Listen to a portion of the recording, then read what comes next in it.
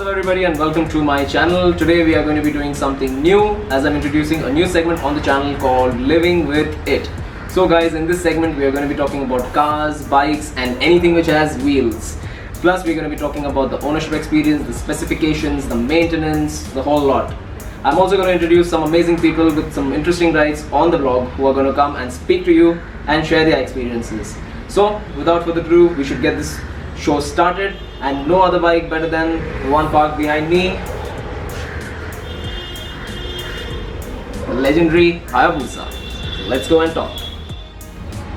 So the early 90s was a period in motorcycling where most of the Japanese manufacturers were involved in the speed race. Everyone wanted to have the bragging rights of having the fastest motorcycle in the world. We had Kawasaki with the ZX-11, we had Honda with the Blackbird, and in 1999 Suzuki launched the Hayabusa. So by then bikes were getting extremely fast. The rumor had it that they might be banned in Europe, which could be bad for business. So all the manufacturers got together and came out with a gentleman's agreement not to exceed a speed limit of 300 kilometers an hour. Hence, the Hayabusa clenched on to the crown for almost a decade as there was no other competition in the market. So, if this stipulation would not have been installed, we would have definitely crossed the 400 kilometers an hour barrier much faster than what we did in 2016 with the H2R. As far as the design of the bike is concerned, in 1999 when Suzuki launched this bike, the design was completely different. There was nothing like it which existed on the market.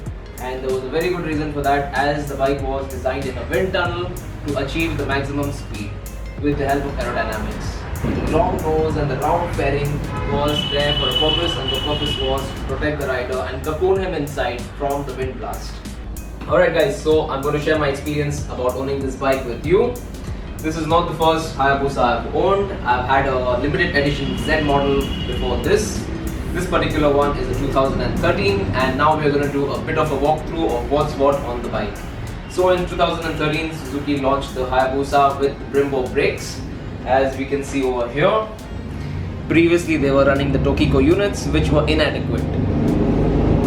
Then we've got this shorty exhaust which came along with the bike. When I purchased it, I got used to the sound, so I didn't really bother to change them. This is one of the most important bits on the bike, which is known as the frame slider, and its function is to protect your fairing, which is one of the most expensive parts on the bike. Plus, if you tilt this bike, she's a very heavy motorcycle, so unless you're Arnold Schwarzenegger, all the best trying to pick this up. Then we've got these adjustable levers over here. They can very easily be adjusted just by pushing back and adjusting your grip. So depending on your comfort, you can adjust it and use it. Now the Hayabusa is equipped with 3 rider modes. We've got the A mode, which is the race mode or the fastest mode on the bike. Then we've got B mode, which is a bit less. And finally we've got the C mode, which is the least. Another thing I like about the Hayabusa is that she's got a fuel indicator that's not present on the R1. So every time I'm riding that bike, I have no idea how much fuel I have in the tank. As far as the handling and suspension of the bike goes, she's a big girl, but you will be extremely surprised how good this bike handles and how good she holds the lines in the corner. Suspension is absolutely perfect for our riding condition. It doesn't toss you or throw you off the bike, like for example riding a super sport. It's very comfortable and it soaks up the bumps perfectly.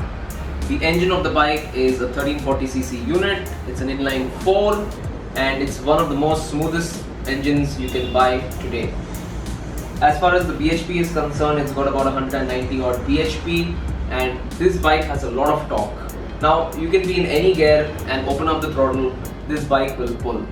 I've been in situations where I've been in the wrong gear and I've just opened up the throttle and this bike just takes me from whatever speed to 3-digit speeds in a matter of seconds. Well, as far as maintenance and servicing of the bike goes, it's a Japanese bike, so the parts are relatively affordable, and servicing goes, it costs about 5,000 to 8,000 depending on where you give it for service. Of course, if you give it in the company, it might be a little bit more expensive. Now, this is a 2013 bike, and if you want to buy a 2013 bike today, it would cost you about somewhere in between 11.5 to 12 lakhs.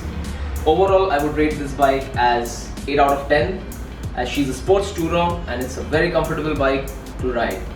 I've owned tourers in the past, but that's a different topic altogether. So with that said, there's only one thing left to do. It's let's take this bike for a ride. Let's go, guys.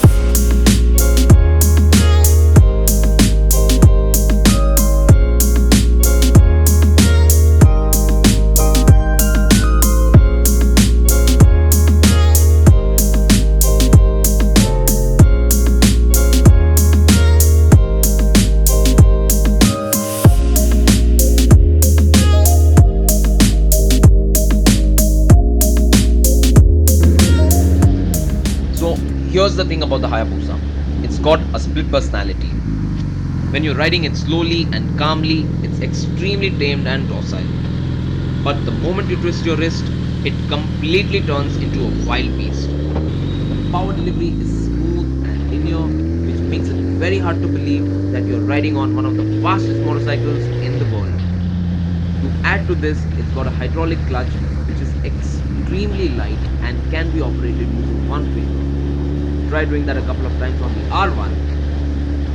The gear shifting is precise and you will always find the neutral at the stoplight, unlike some bikes where you struggle to. All these factors makes the bike relatively easy to ride, which will make you want to ride it more often and longer distances, as it's not constantly behaving like a hooligan and trying to get you into trouble all the time.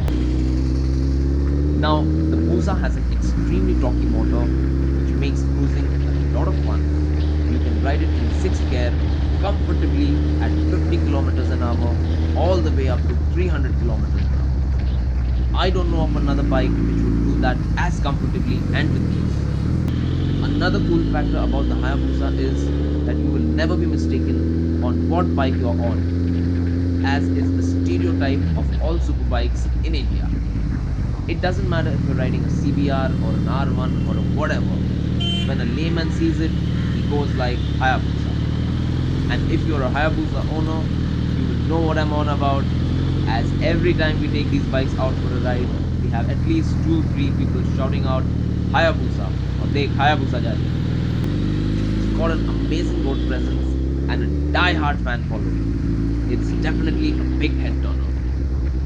So I hope you enjoyed hearing my experience owning the Hayabusa as much as I enjoyed sharing it with all of you.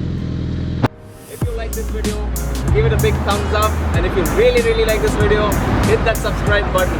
I'm going to be ending the vlog now. I hope you enjoyed this first episode of Living With It. Till the next time, guys, keep the rubber side down, over and out. Bye, guys.